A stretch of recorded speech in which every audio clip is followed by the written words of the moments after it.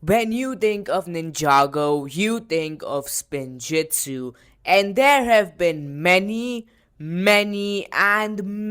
forms of Spinjitzu over the years. In this video, we'll be running them down starting from 2011 all the way to 2026. Let's start from the very beginning. Classic Spinjitzu. This is the type of Spinjitzu where the user does not hold an elemental power. It is simply used as a fighting technique, and it can be seen with characters such as Misako, Doubloon in Season 6, and Nia in some of the earlier seasons as well.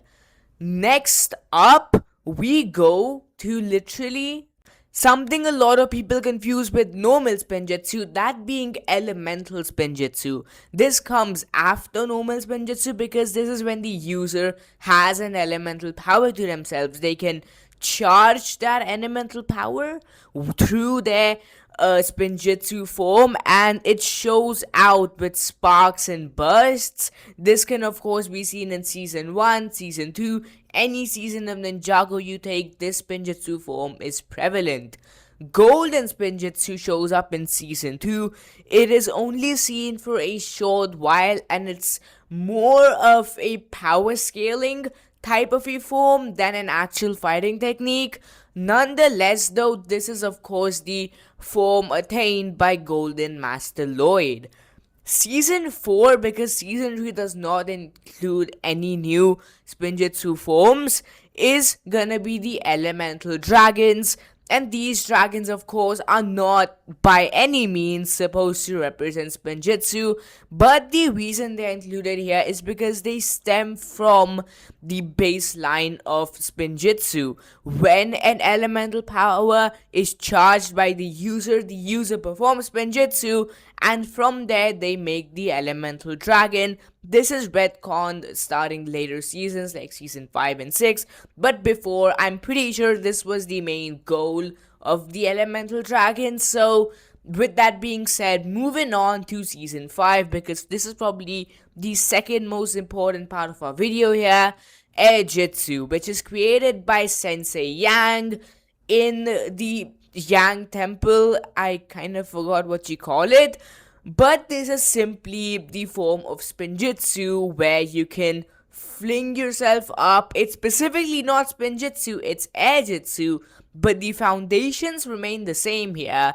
and it's used heavily in seasons 5 and 6 and They're the Departed, though it actually loses a lot of traction starting season 7. This was of course used by the ninja to get to Cloud Kingdom. It was used a bunch in season 6, and in There the Departed it was prevalently used by Yang's students and Cole. Then we move on to season 6, which has no new Spinjitzu form, but it does include Doubloon, who is someone who has learned Spinjitzu. We do not know how he learned Spinjitzu, as far as I know, but this is something I'd still like to mention. There is nothing more that happens in the later seasons all the way up to season 11. Of course, overlooking the animation style difference, because of course the Oni trilogy had a different style than the original 7 seasons. But starting season 11 in 2019, we meet ourselves Forbidden Spinjitzu, which is probably the second most important form of Spinjitzu, at least in the earlier Ninjago, for all things considered, because this is the form of Spinjitzu which is to a certain degree uncontrolled. You of course use the scroll of Forbidden Spinjitzu to attain it, and it makes elemental powers go haywire, almost take the center stage of the user. It can be performed by almost anyone, but the elemental power is always gonna be something very necessary to have if you do want to attain it. It's used a bunch in season 11, and the biggest use case I can bring for it is when the Ice Emperor uses it to amplify his ice power. It's still Spinjitzu, but it just amplifies your elemental power with it, if that makes sense.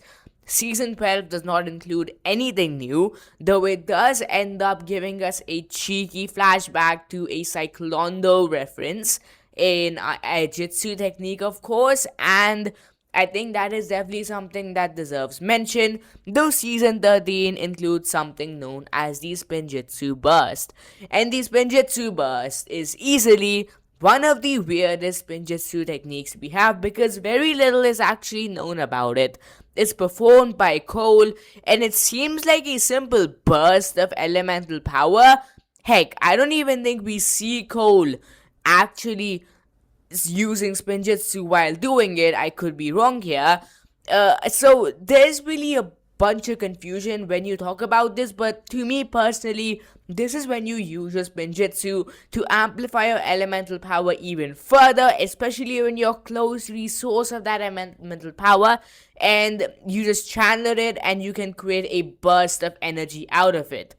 Season 14 and Season 15 have no new Spinjitzu forms, though moving on to Season 16, we get the Dragon forms in Crystallized. And these are, of course, not at all related to any technique or fighting style, but the basis for these forms has, of course, been made through the active Spinjitzu, so I did think that they were important to mention here. But starting Dragon's Rising, everything changes because we get the introduction of Aaron.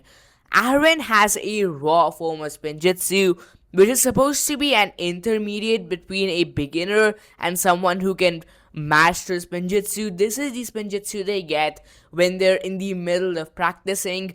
It's something that hasn't been seen before for some reason when I think it should have been.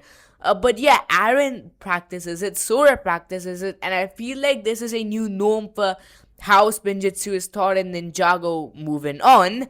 And the next ability that Aaron has, because not only has he self-taught himself Spinjitzu, is Object Spinjitzu.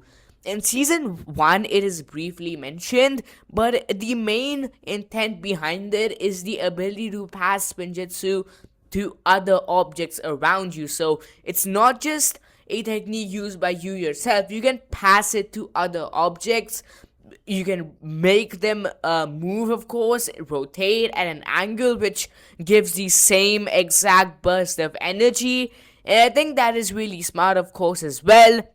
Season 2 introduces 3 new forms of Spinjitzu or semi-forms, starting with Shatter Spin created by the Forbidden 5. This is supposed to be a corrupt version of the Spinjitzu art form. It uses the same principles as Spinjitzu to a certain degree, but it is definitely still a very different ability, all the things considered, because it's of course used only by elemental masters, and it is quite different, and the principles it's based on, which is rage and anger, is quite different from what the normal traditional Spinjitzu is like. Another technique introduced here is the Rising Dragon technique. This uses the base form of Spinjitzu as well, and it is literally just when you become a dragon, you channel your elemental power into a dragon-like energy, or just normal power, because even Aaron can allegedly do Rising Dragon. But you can transfer your energy into a form like that, which can counter the motion of Shatter Spin. You have to, of course, be a Tier 3 Fang if you do want to master Rising Dragon. The third and final form introduced in Season 2 is the Dragon Spinjitzu form. The Spinjitzu performed by dragons, that is, Rontu performs it here and Ryu performs it in later seasons. So that's interesting. And then we move on to finally the Spinjitzu seen in the first realm. This is just an enhanced form of Spinjitzu. It just shows a dragon image around the art, and it is interesting for sure, but it's quite unnecessary. And finally, with that being said, thanks for watching. I really do appreciate it. Like, subscribe, do all that fun stuff. I'll see you all soon. Bye for now. Love you guys.